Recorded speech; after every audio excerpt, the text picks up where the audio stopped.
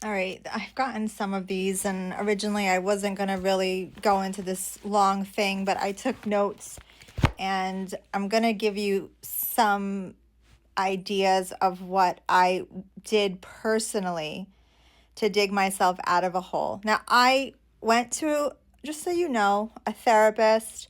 I was given medication, Wellbutrin. Um, I didn't take it that long because I was really afraid of the brain zaps when you get off of it. And so I decided then that I was just going to muddle through this. Okay. The reason this all happened, if you have seen previous videos, is because my life got shifted and turned completely upside down in 2020. Everything changed for me. I was one of those people who really was impacted by the change of the world.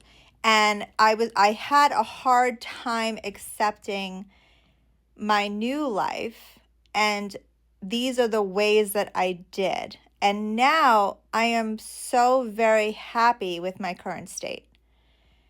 Journaling is the key to working through any emotion, any thought, any sort of problem that you have. And when I journal, I literally talk to myself like, why is this so triggering to you? Why does this bother you so much? Okay, it's because a couple of years ago this happened and you're still holding on to that and you have to let it go, and these two instances are not the same. And I literally talk myself out of complications. I journal it through and I write it all the way through. Even though my mind can zip to the end of the answer, I still write it. I still write it through. And I also write rules for myself. You're going to do this from now on. This is your new thought process. This is who you are. I write what I want to happen the next day. That's the real secret in this house. Tomorrow, these things are going to happen to me. And I swear on my children, it works.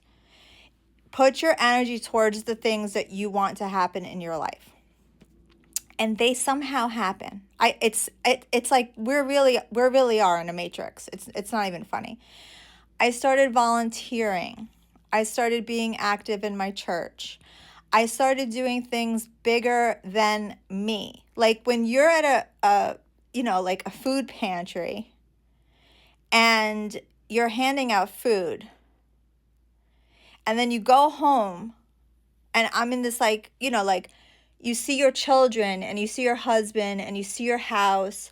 You can really put your life into perspective because you start looking at one focal thing that you deem should be different, but there's so many other things to be thankful for. And so I found that I'm really big about giving back to community.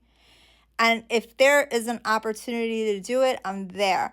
And it's because clearly I want to give back to community, but also because I feel like that's something that we all need to do. We all need to just break away from ourselves for a minute.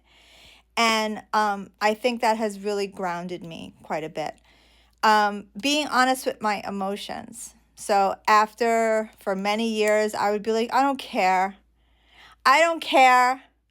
I don't care I'm not on the Today Show anymore. I don't care. I don't care I'm not speaking in front of 1,000 people in Disney World. I don't care. I care. It's annoying. But what are we going to do now? I can't wallow in the past. Like, this is so ridiculous. It's so ridiculous that I wasted so much time, like, holding on to what was. Like, what is the point of that? There's no point of that. I finally broke through this, like, what am I holding on to exactly? It's over. Today is today. Let's create a new story. And that's sort of like, I got to that point where it was like, okay, cool. Like, it's not happening, but it did happen. And I get to hold on to those memories forever. Like, how lucky am I? How lucky am I that I was able to do all that stuff? And like, it's not happening anymore. Maybe it fucking will. Who knows? I'm not counting myself out anymore. And that's what I used to do. Oh, I'm never going to be 2019 Vera anymore. First of all, thank God. And second of all, maybe I'm going to be something better. I was talking so negatively to myself, so negatively, so down. I was talking so down to myself. And I stopped. I was like, ew, girl, like you're your own best friend. Like, why are you speaking to yourself in that way? Stop comparing yourself. I only compare myself to myself, by the way. I don't care what anybody's doing around me. They have nothing to do with me. But I kept comparing myself to my peak year. For what? I finally stopped doing that. I'm not her, I'm me now. That's what I put. Admitting what I really want, again, journaling, every day journaling, breaking through that wall. What is it that you want? Like, what is it that you want out of life?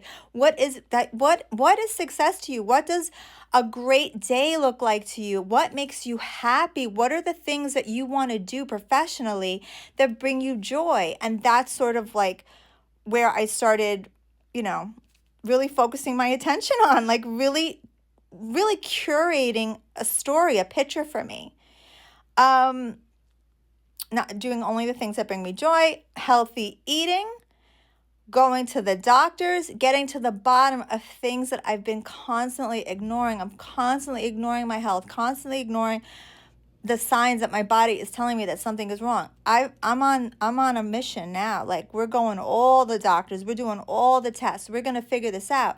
And it's like, no, I will not avoid you anymore. I will not avoid your pain. I will not avoid the problems that are going on. I will listen to you. I'm listening to myself. And I'm listening to all the cues that my body, my mind, and my soul are all telling me.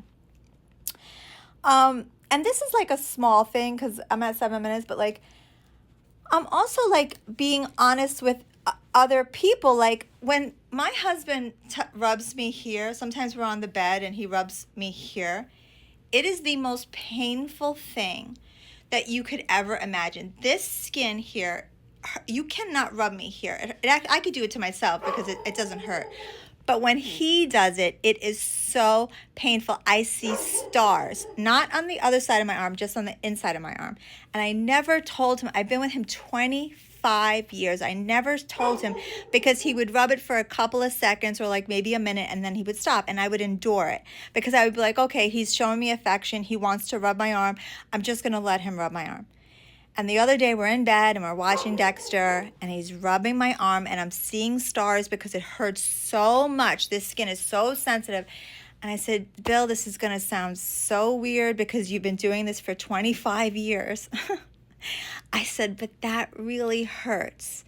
Like, it really hurts. I need you to not rub that part of my arm. I can't explain it.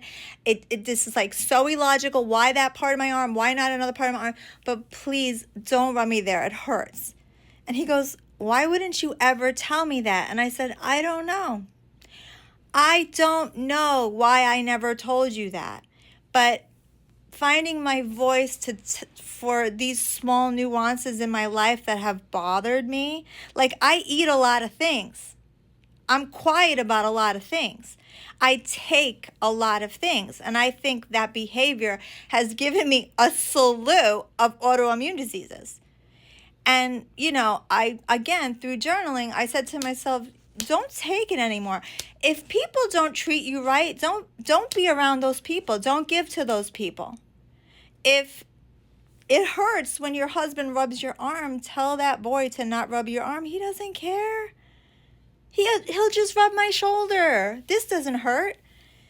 So honoring myself, being honest with myself, speaking up for myself, admitting what true joy is, and curating and painting the picture of tomorrow, and becoming smaller and giving back to the community in whatever way I can has shifted my mindset and has helped me release a lot of trauma that I've been holding on to. And it's not perfect, but it's a start.